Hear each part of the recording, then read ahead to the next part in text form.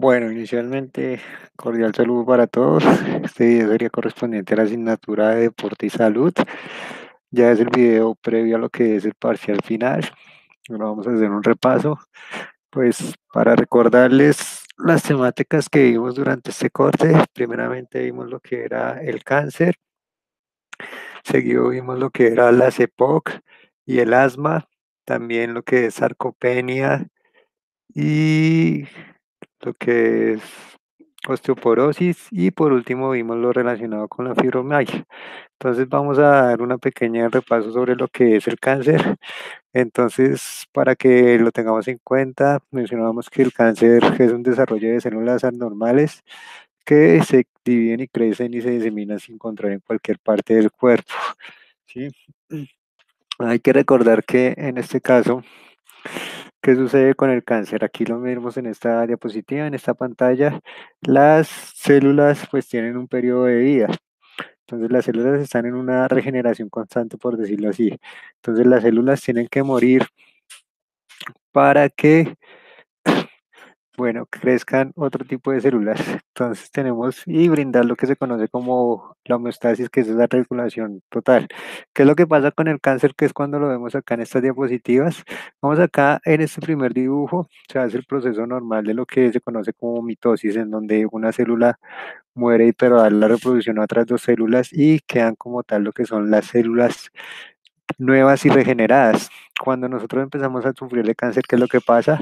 Estas células que hacen ese proceso y son células ya viejas, no mueren, sino que siguen vigentes. Y lo que van a empezar a hacer es que se van a empezar a acumular y lo que van a hacer es formar una serie de tumores. Entonces, para que lo recordemos y lo tengamos en cuenta, que hablábamos de los tumores, que es lo que estábamos mencionando anteriormente, y los mencionábamos que habían dos tipos de tumores, uno los benignos, que eran los tumores sanos, y los otros ya los malignos, que son conocidos como los cancerígenos. Entonces aquí damos el ejemplo de los tumores, ¿sí? Estos serían los tumores, esos son esas células que no mueren y que se convierten en tumores.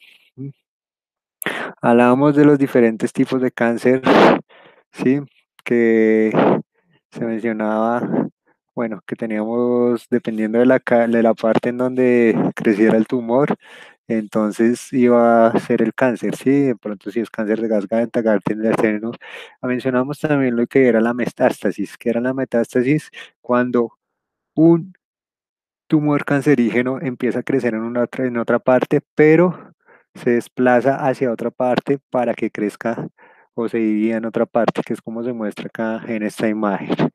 Sí, estas serían las causas. Primeramente está la causa heredada, también los supresores tumorales. Tenemos los genes reparadores de ADN y ya lo que está relacionado con los factores de carácter externos, es importante pues lo que era la contaminación, mencionábamos también el hecho de fumar, las infecciones, enfermedades como es la hepatitis B, la hepatitis C, que contribuyen al cáncer de hígado. Entonces teníamos también los tipos de cáncer, dependiendo de dónde se forman o se originan, que era lo que había explicado anteriormente, sí, el tejido de origen. Entonces mencionábamos que esos son los cuatro tipos de cáncer.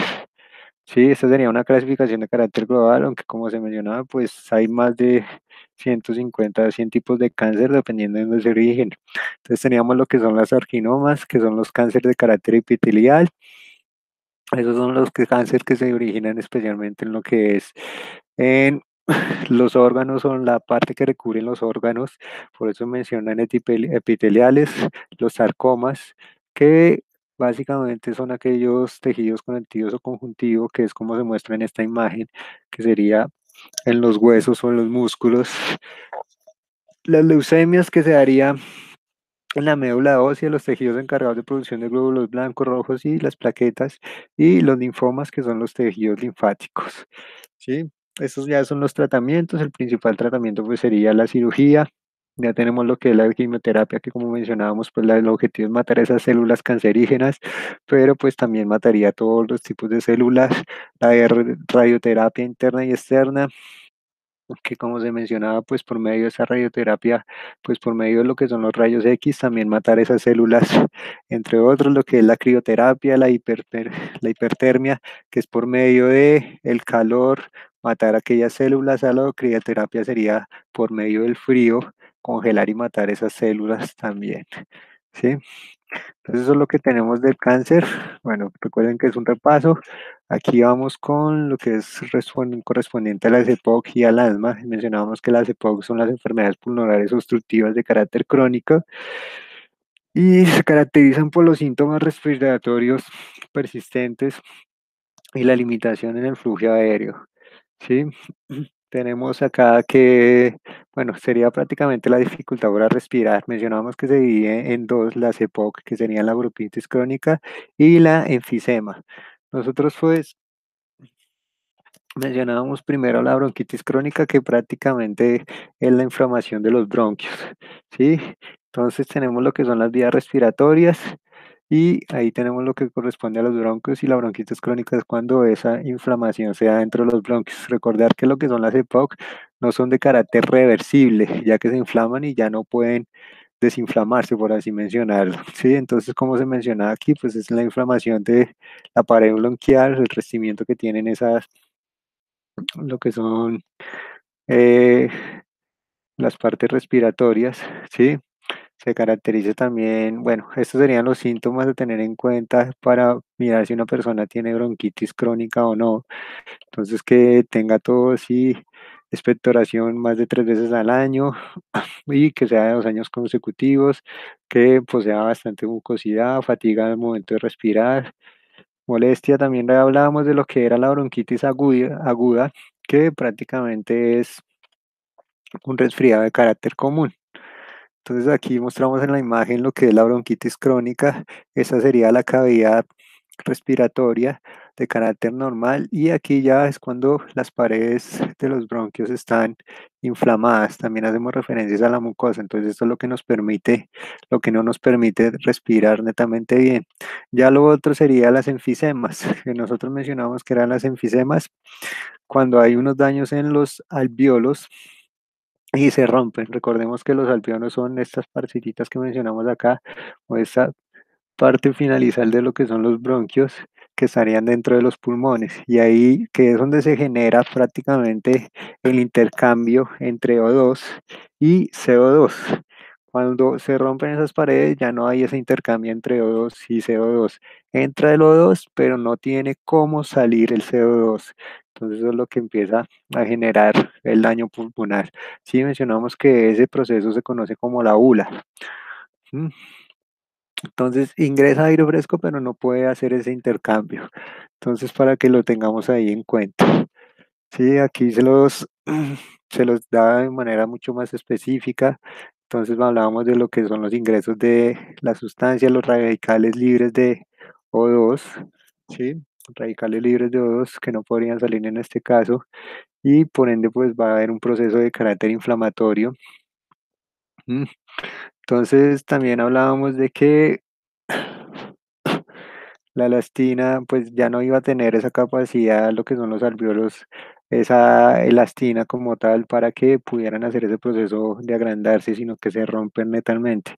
Y por ende pues una de las causas va a ser el aumento del volumen pulmonar y lo mismo pues el diafragma se va a aplanar. Aquí mencionábamos, hablábamos de lo que sucedía con este tipo de enfermedad. Entonces aquí vemos el aumento de los pulmones. Si hablábamos de lo que era el tórax estentonel, que es como se menciona acá en esta imagen, en donde los pulmones ya van a estar muy grandes y lo que van a hacer que es eh, apretar, por decirlo así, o presionar los órganos que estarían alrededor, lo que son las costillas, el corazón, ¿sí? Y podría una de las consecuencias ser lo que es el cáncer de pulmón. Bueno, aquí mencionábamos lo que es la espirometría, que es aquella prueba en la cual nosotros podemos saber o nos permite comprobar si esta persona está sufriendo alguna época. Sí, mencionábamos que uno toma aire, este es el espirómetro, lo que se muestra en la pantalla, en el caso se toma aire Y la idea es que nosotros miramos el volumen del aire y el flujo respiratorio de la persona. En el momento en el que nosotros hacemos esa prueba, pues la persona toma aire y al momento de exhalar como tal, se mira inicialmente el volumen de aire y el flujo respiratorio, el cual nos permite dar unos resultados para ver si está sufriendo de poco o de más. Esto ya sería lo relacionado con el tratamiento. Principalmente estas enfermedades se dan por agentes externos, entonces, o los hábitos de vida. Hablábamos ya del hecho de dejar de fumar, que ese sería el principal factor el cual nos involucra a la CEPOC, ¿sí? La realización de una terapia de carácter rehabilitación pulmonar, en este caso estaría acompañado de el ejercicio y la oxigenoterapia, que es lo que se muestra acá en la imagen. Ya pues a últimas tendríamos lo que sería la cirugía y también estaría acompañado de lo que son la parte farmacológica. Bueno, les menciono que aquí me equivoqué. Entonces tenemos los broncodilatadores, que como lo mencionan, pues es dilatar las paredes bronquiales para así lograr el paso de aire. Los corticoides, inhalados y sistémicos, que prácticamente es lo que vemos cuando una persona tiene asma. Aquí ya hablamos de el asma, que es una enfermedad de carácter reversible, es una inflamación de carácter reversible, ¿sí? Y bueno, como lo estamos mencionando, pues también es una hiperrespuesta o una inflamación de las vías aéreas. Es una enfermedad crónica, ¿por qué? Porque se mantiene a lo largo de la vida y es una enfermedad que se caracteriza por ser una enfermedad del sistema inmune. Nosotros mencionábamos que el asma, ¿qué es lo que sucede con el asma? Que el sistema inmune se vuelve hipersensible a cualquier organismo de carácter externo. Entonces, lo que va a hacer el sistema inmune, especialmente los linfocitos TH, que son los encargados de dar esa señal de alerta a los linfocitos B, van a mencionar que todo agente externo que esté ingresando por nuestras vías respiratorias hay que atacarlo como si fuera una bacteria o algo así por el estilo, y por ende pues van a actuar de una forma más severa frente a ellos, lo que ocasiona que las paredes bronquiales se inflamen. Aquí nosotros lo vemos de carácter más sencilla. Esta sería la pared bronquial de carácter normal y aquí es cuando entra cualquier, cualquier agente de carácter extraño, como puede ser el polvo, hablábamos, el pelo de las mascotas, ¿sí? El polen de las flores, que cualquier persona pues lo que hace es eliminarla por medio de un estornudo o toser, y las personas que sufren de asma, que es lo que hace, se vuelven hipersensibles a ese tipo de factores externos y actúan por medio de su sistema inmune, y por esa actuación lo que hacen es que haya una inflamación de las paredes bronquiales, ¿sí? Entonces ocurriría algo similar que ocurre con el epidesma, en donde pues se le dificultaría a la persona que lo sufre hacer ese intercambio de O2 y VO2, pero como se mencionaba, esto sí tiene una inflamación de carácter reversible, no como las EPOC. Bueno, estos serían los factores de riesgo. Mencionadas que aparecen en niños menores de 6 años, es más propenso en estar en hombres. La exposición a alergenos, que serían aquellos factores que ya estábamos mencionando, el uso de medicamentos, lo que es las enfermedades con las cuales están netamente asociados, o se puede asociar lo que el asma, que es la conjuntivitis alérgica, la sinusitis y la dermatitis. ¿Por qué razón? Pues esto puede ser una de estas enfermedades que nos puede mencionar que una persona tiene asma. ¿Por qué? Porque son enfermedades también que están netamente relacionadas con lo que es el sistema inmunológico. Aquí hablábamos de los síntomas. Entonces la dificultad, el principal síntoma sería la dificultad para respirar. Como se mencionaba, pues no está ese intercambio de gases, la entrada de oxígeno y la salida de CO2. Lo que son las silbilancias que mencionábamos, que es aquel silbido que se escucha de una persona en el momento que exhala, especialmente la sinusitis, que es como se muestra en la imagen, que por falta de oxígeno, pues las partes del cuerpo se van volviendo de un color azul, la somnolencia, ya por la falta de oxígeno, entre otros. Esos serían esta es la clasificación que nosotros brindábamos de lo que era el asma para que lo tengamos en cuenta, ¿sí? Y da dependiendo, o sea, dependiendo de los síntomas de carácter diurno, cuántas veces a la semana se da cada una. Bueno, aquí ya hablamos de lo que es el tratamiento y mencionábamos que el tratamiento se da dependiendo del nivel o la clasificación anteriormente mencionada. Sí, el principal tratamiento que se da pues son aquellos broncoinhaladores que poseen, como se mencionaba en las diapositivas anteriores, lo que estos broncodilatadores para hacer que los bronquioles vuelvan a su posición o su tamaño normal. Tenemos también lo que es la sarcopenia o la osteoporosis. Y la osteoporosis, qué pena, mencionábamos que la sarcopenia no es una enfermedad, sino es un estado normal del ser humano. Es aquella pérdida de masa muscular que empezamos a tener a partir de los 30 años, pero la sarcopenia, bueno, mencionamos que es una condición, la sarcopenia se da netamente a partir de los 50 años y ahí ya empezamos a tener riesgos para la salud. Aquí mencionábamos que, bueno, afecta lo que es la calidad de vida, ya que las personas que empiezan a sufrir de sarcopenia, que en este caso seríamos la gran mayoría, por no decir que todos, entonces que se nos va a empezar a dificultar lo que son las acciones de carácter normal, el hecho de desplazarnos, el hecho de subir a las escaleras, de sentarnos, de pararnos, ya que por esa pérdida de masa muscular vamos a tener menor cantidad de fuerza, vamos a sufrir de debilidad, va a haber pérdida del equilibrio.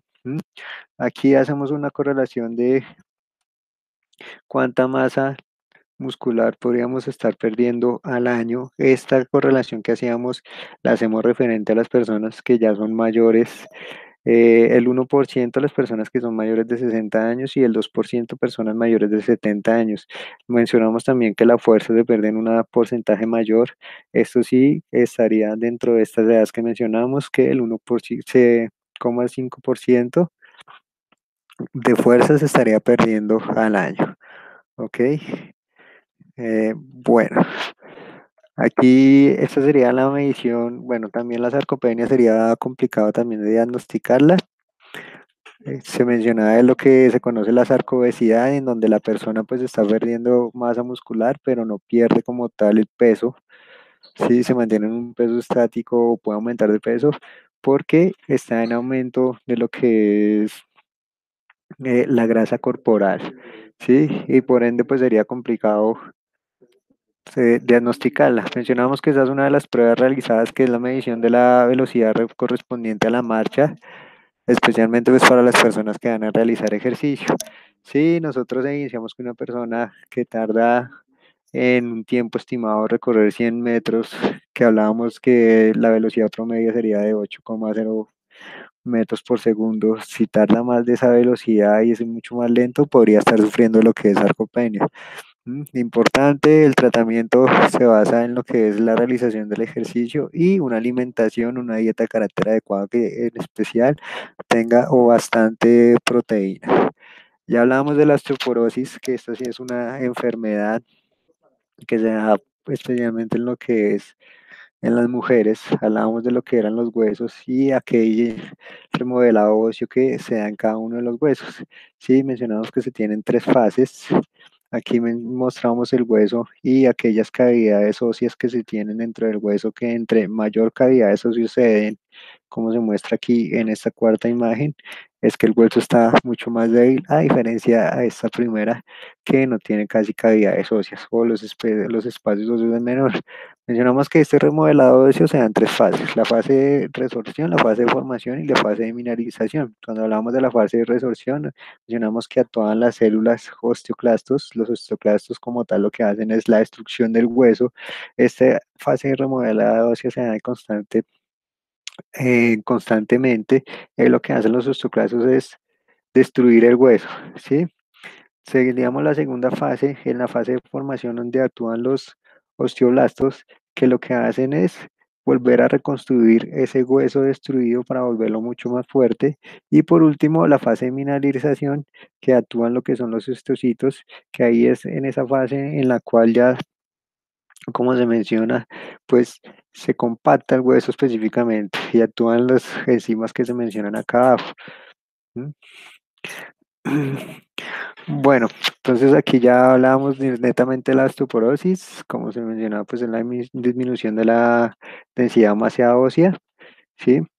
Como se mostró en la diapositiva anterior, la característica principal es que los huesos se vuelven mucho más porosos, o sea, lo que son las cavidades óseas que se tienen en el interior se vuelven de carácter mucho más porosos, por ende, pues el hueso se va a volver mucho más frágil, ¿m? Y va a ser menos resistente que antes. También es una enfermedad de carácter degenerativa y crónica, ya que a la vez que empieza a dar, pues se mantiene. Se conoce que es la enfermedad más frecuente y también, al igual que lo que hablamos de la sarcopenia, se empieza a dar a partir de los 30 años, ya que nosotros hasta los 30 años es que hacemos prácticamente este proceso de remodelado óseo, ¿sí? Y a partir de ahí empieza a sufrir ese proceso de osteoporosis o en el cual ya no hacemos el proceso de remodelado óseo y se menciona que empieza a disminuir esa masa ósea en un 0,7% al año, al igual que la eh, osteopenia que se da o se, llamémoslo así, se explota a partir de los 50 años. Sí, tenemos que, se clasifican dos, la primera que es la primaria y la otra que sería la secundaria. La segunda, la primaria, ¿cuál es? Esta osteoporosis que se da de forma natural, ¿sí? Ya por nuestro organismo y la secundaria, en donde actúan unos factores, podríamos mencionar, de carácter externos, que aquí lo tenemos en esta tabla, en donde está relacionado lo que son otro tipo de enfermedades, como enfermedades de endocrinas metodológicas, metabólicas, qué pena, enfermedades genéticas, enfermedades reumatológicas, está relacionado también con el consumo de fármacos y especialmente también con el estilo de vida de cada una de las personas. Hablábamos de las manifestaciones que tiene. Entonces, la primera manifestación de este tipo de enfermedad son las fracturas que se brindan y se dan especialmente en tres puntos, en lo que son las vértebras de la T7 a la L12, que aquí mostrábamos el ejemplo de esta grieta que se da acá, que son las vértebras que quedarían en la parte lumbar o en esa zona. Y una de las manifestaciones sería la dispersifosis, de la cual podríamos sufrir. La segunda sería la cadera, que sería la más complicada de todas ellas, ya que el paciente pues es la más complicada para hacer ese proceso de, llamémoslo, de removilización o de reconstrucción, y se trataría netamente por cirugía en donde el paciente pierde autonomía, y las últimas que sería el húmero, el antebrazo, que sería la más sencilla y esa es la primera manifestación que se puede brindar, ¿sí? Bueno, aquí hablábamos de los factores de riesgo que estarían relacionados con lo que es el estilo de vida, el hecho del sedentarismo, el tabaquismo, el alcohol, ¿sí? El hecho de presentar varias fracturas seguidas, ¿m? También un índice bajo de masa corporal. Las personas que son de raza blanca son más propensas a sufrir de osteoporosis, el sexo femenino. La densidad ósea hay que verificarla, la historia de la familia y principalmente también lo que es el envejecimiento. Esto es la densitometría, en donde nosotros hablábamos de cómo el diagnóstico de lo que es la osteoporosis. Entonces la densitometría lo que hace es medir la densidad del hueso por gramos por centímetros cúbicos. Hablábamos que tenemos dos, que es la T-score y la Z-score. Cuando hablábamos de la T-score es cuando se hace la comparación de una densitometría de un paciente que tenga mis mismas características, la misma edad, y mirar si están similares o diferentes. Y la Z-score, que es cuando se hace esa comparación, pero ya con un paciente de carácter mucho más, que sea adulto y que no tenga mis condiciones similares. La que se utiliza netamente es la T-score. Aquí mencionábamos cómo hacíamos para medir, entonces dependiendo de, bueno, mencionar que la densitometría se realiza en tres puntos específicos que son los mismos que hablábamos anteriormente, lo que eran las vértebras, la cadera y el húmero. Entonces, dependiendo del color, entre mayor sea el color, más vamos a evidenciar qué es lo que se tiene. Entonces el primer color, si está entre estos parámetros, la densidad sería normal. El color amarillo, si está entre estos parámetros, sufriríamos de baja densidad ósea que se conoce como osteopenia. Y por último, si este color estaría aumentado, que es el rojo que aquí mostramos en esta diapositiva, en esta imagen, ya estaríamos sufriendo de osteoporosis. Aquí ya hablamos correspondiente a lo que era el tratamiento. Hablábamos que las medidas generales pues sería la prevención, el hecho de dejar de fumar, de dejar de tomar, el ejercicio, tener una adecuada exposición al sol por lo que mencionamos de la vitamina D, también que la prevención de vitaminas y importante lo que era la alimentación, ¿sí? El hecho de que la alimentación consumiera calcio, vitamina D y proteínas, que sí no podía, si nuestro cuerpo no está en la capacidad de absorber todo eso, pues que lo manejáramos por suplementos. Y ya último tendríamos aquellos tratamientos de carácter farmacológicos. ¿Mm? Bueno, nos quedaría faltando lo que es la fibromialgia, que como mencionábamos, pues la fibromialgia también es una enfermedad de carácter crónica generalizada. Fibromialgia, nosotros mencionamos que es un dolor en el músculo, en la fibra muscular de carácter crónico. Lo que hace es una inflamación generalizada. Sí, no se tienen datos exactos por qué da la fibromialgia, pero entonces contribuyen a lo que es el cambio en los estados de ánimo. La persona no puede descansar adecuadamente y no puede realizar actividades de carácter cotidiana. Es más propenso para sufrir en mujeres. Hablábamos que la fibromialgia, pues es la alteración de aquellos mecanismos que nos permiten disminuir la sensación del dolor. Entonces, por ende, pues estamos hablando de lo que es el sistema nervioso central.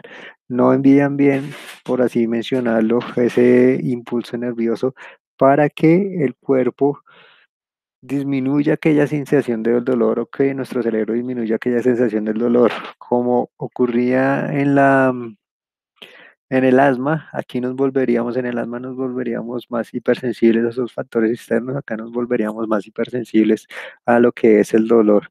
Mencionamos que se da a nivel Latinoamérica entre un 2% y un 5% de la población, ¿sí? Pero que de ese 2 o ese 5% el 90% se da netamente en lo que son las mujeres. Aquí tenemos lo que son los síntomas. Primer síntoma pues sería anomalía en la percepción del dolor, sí, en donde nosotros tomamos estímulos que no son de carácter doloroso, pero que nos proporcionan gran dolor. Un ejemplo podría ser el hecho de estar sentado, podría ser en donde nos empiecen a doler lo que son los glúteos, ¿sí? De carácter fuerte, sin necesidad de que lo sea. Lo que es también la rigidez muscular, que es como se mostraba acá, una inflamación en las manos, en los pies, el hormigueo, una fatiga de carácter extrema, que es como lo mostramos en la imagen, los trastornos del sueño que hablábamos anteriormente, y esto estaría acompañado de lo que es depresión y la ansiedad. Por ende, las personas también, como se hablaba, pues van a sufrir una mala tolerancia a lo que son los esfuerzos. Las causas no son causas conocidas de carácter específico, pero hay factores que están implícitos dentro de ella, ¿sí? Hay personas que desarrollan la enfermedad sin una causa previa, como hay otras que se atribuyen a que la desarrollan después de un proceso. Uno de los más conocidos sería una infección de carácter bacteriano o viral, o también lo que son antecedentes, un accidente de carácter físico, lo que están relacionados a algunas enfermedades como es la artritis reumatoide y el lupus eritematoso, que es lo que se muestra aquí en estas dos diapositivas, en estos dos dibujos. El diagnóstico también, como no hay una causa como tal estipulada, también no hay un diagnóstico de carácter específico y es complicado saber si una persona sufre de fibromialgia o no. Entonces hablábamos de que aquí el diagnóstico tocaría específicamente hacer un diagnóstico de carácter diferencial, ¿sí? En donde identifiquemos si lo que la persona está sintiendo no es relacionado netamente con otra enfermedad, ya que hay una relación directa con los síntomas con otras enfermedades, para poder dar un diagnóstico de carácter completo. Y ese sería el tratamiento. También hablábamos que no hay un tratamiento de carácter específico. El principal objetivo del tratamiento es reducir o mejorar los síntomas del dolor que presenten las personas. Entonces hay tratamientos de carácter farmacológicos como no hay. Entre los tratamientos farmacológicos mencionamos lo que son los antidepresivos, los analgésicos para mermar el dolor y los anestésicos de carácter local. Dentro de lo que son los tratamientos no farmacológicos, principalmente los cambios en el estilo de vida para que las personas puedan dormir bien, realizar ejercicio especialmente de carácter aeróbico para disminuir los síntomas del dolor y que pueda influenciar en todos estos aspectos, en que ellos aprendan a manejar el estrés, que puedan dormir bien, una dieta de carácter específica y podríamos también hablar de otro tipo de tratamientos como son los masajes, la terapia de movimiento, la acupuntura, que es como la que se muestra acá en la imagen, y la quiropraxia. Entonces, este sería el repaso de lo correspondiente a este tercer